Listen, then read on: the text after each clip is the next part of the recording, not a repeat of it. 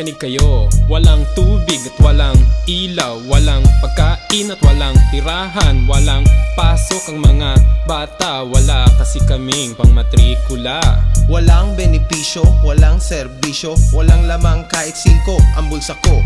Walang maayos na trabaho, walang kwenta itong gobyerno.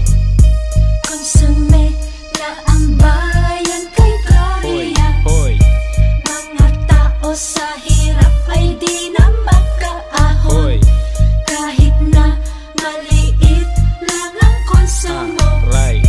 di pa rin kaya ng sahod nakakarampot. Sa krisis na ngayon nagaganap, tiyak na mahihirap ay lalo maghihirap. Dahil ang deficit sa pambansang binansya ay pipigain mula sa ating bulsa.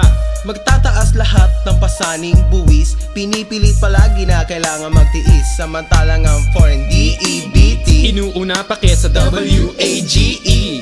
Habang ang lahat ng mga crony ni Gloria mukha ng baboy sa sobrang ganansya. Inuuna ang mga GM ng GOCC, wala nang mapala ang ibang GE. Ang pagtaas ng sahod ng manggagawa, lalong lumalabo sa krisis na lika ng sistema ang bulok na hindi makatao, kaya't kailang ibasura na ito. Konsume na ang bayan sa sistema. Ang bansa sa kahirap ay di na makaahon.